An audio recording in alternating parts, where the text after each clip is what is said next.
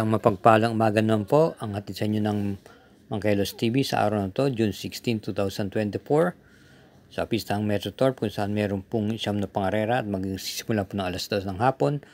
Ito na po ang pinakihintay natin lahat, ang pagdaraos po ng second leg Triple Crown Stakes Race, gayon din po ng 3-year-old locally bred stakes race at ng Hopeful Stakes Race ng Pure Crown for 2024.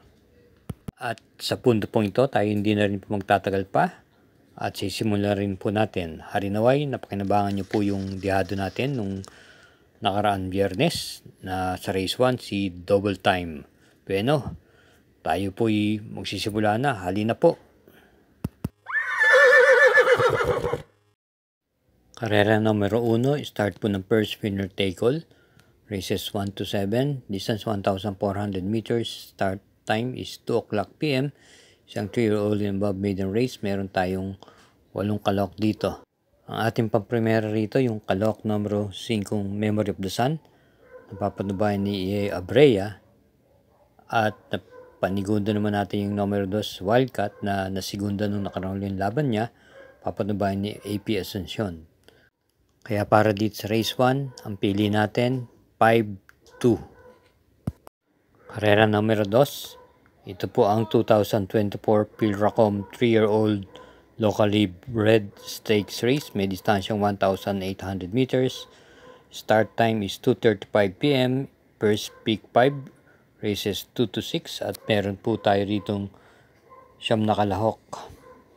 Ating pong pampremera yung coupled entries na numero 2, The Kiss Primavera, kapwa renda ni Abrea at Pati Dilema, at bilang panigundo natin yung madidihadong numero 8, The Sting ni M.A. Alvarez.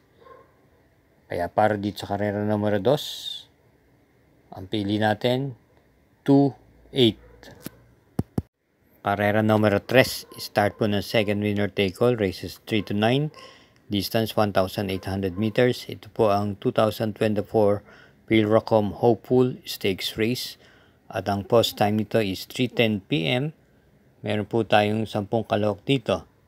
Ating pong piling pampremera at sisingilin na po natin yung kalok numero 7, Wolf 359, na maganda po ang kanyang pagkakapanalo nung nakaraan sa isang stakes race na kanyang nilaukan. At ito'y muling rendahan po ni Pati Dilema. Kaya para dito sa karera numero 3, single na lang po tayo dito, numero 7. Karera numero 4, ang pinakahintay po ng lahat, ang second leg Triple Crown Stakes Race. Ito po may distansyang 1,800 meters at ang post time po ay 3:45 p.m. Meron tayong 8 kalok dito. At ang ating napipisil pang primera rito yung numero 7, Batang Manda ni Pati Dilema. At bilang panigundo po natin yung kalahok numero 3, Biabel ni JB Hernandez. Kaya sa karera numero 4, dito na lang po tayo lalagay. Pang primera yung kalahok numero 7 at panigunda yung numero 3. Karera numero 5. Ito po yung may distansyang 1,400 meters. Isang class 5, group 5 split, 4 placers. At start po ng second peak 5, races 5 to 9. May 7 entries. Ating piling pampremera yung kalok number setting Beatrius, narerenda ni RC Susan. Bilang panigunda natin yung numero 2 na You Never Know ni KB Abobo. At isama natin panresera yung numero 6, Malibu Bell ni CB Garganta. Kaya muli, para sa karera numero 5, first choice natin, numero 7, panigundo natin, numero 2, at panersera yung numero 6. Sa lahat po ng mga sumusubaybay sa Mangkelos TV, huwag po natin kalilimutan na i-press ang subscribe button. Ganyan din naman po, paki-share at i-hit po ang like button. Salamat po.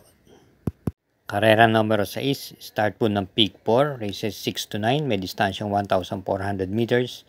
Ito po isang class 4, group 16 to 21 split, isang rating based on handicap system At meron po tayong 7 kalahok dito, isang coupled yung numero 1. Bilang pamprimera po natin ay yung kalahok numero 7 full combat order na hugando po nanalo itong pinakahuling takbo niya, muling renda ni JB Ponce. At bilang panigunda natin o proteksyon ay yung kalahok numero 2 Darna ni CS Pare Jr. Kaya sa karera numero 6, ang pili po muli natin, pamprimera numero 7, panigundo yung numero 2. Karera numero 7, post time 5:30 PM. Ito po ay isang rating-based handicapping system, class 4, group 22 to 27, distance 1,400 meters. At meron tayong siyam na kalahok dito. Atin pong piling pamprimera yung madidihadong numero 6, tulip choice, na papanabayan ngayon ni M. De Jesus. Panigundo po natin yung coupled edges numero 3, Mano Mano at Chocolate Thunder. Kaya dito para sa karera numero 7, ang pili po natin muli, pamprimera numero 6, panigunda yung coupled entries numero 3. Karera numero 8, penultimate race, may distansyang 1,400 meters, isang rating-based handicapping system, class 4, split group 28 to 33 with 7 entries. Ano pong first choice, yung numero 3, Charm Campaign, na papatubayan ni JB Bakaykay. Bilang panigundo natin yung numero 7, Golden Sunrise, narenda naman ni CP Henson. At panersera natin yung malalimadong numero 4, Batang Cabrera. Kaya para sa karera numero 8, pamprimera numero 3, panigundo numero 7, at panersera numero 4. Karera numero 9, last daily double, para tingang puto ng second winner take all, second pick 5, pick 6, at gayon din naman po ng pick 4. Ito po yung may distansyang 1,400 meters, isang rating-based handicapping system, class 5, split group 6 to 10. At meron po tayong 10 kalahok dito, isang coupled yung numero G's. Atin pong pamprimera yung coupled entries ng numero G's, Magnolia Liana, Lucky Not Not. Bilang panigundo natin yung dihadong numero 1, Cole is a Roll ni JT Pabilik. At isama natin panersera yung dibanderang numero 8, yung iikot lang ni OP Cortez. Kaya muli, sa karera numero 9, pamprimera yung coupled entries numero G's, panigunda yung numero 1, at panersera yung numero 8. Paano po mga katrokis? Hanggang dito na lang po muli tayo. At paalala lang po, ito'y mga gabay lamang na base sa aking pag-aaral o pagrebisa sa mga nakaraang preba ng mga kalahok na mananakbo. Ngunit pagdating pa rin sa dakong huli, inyo pa rin mga kursunadaan siyang dapat masunod. Gabay lang po ito.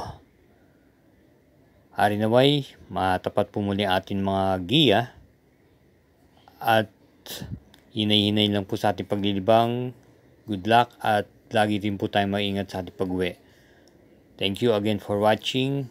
At kita-kits na lang po muli tayo sa muling pagbalik sa pista ng Metro Torp.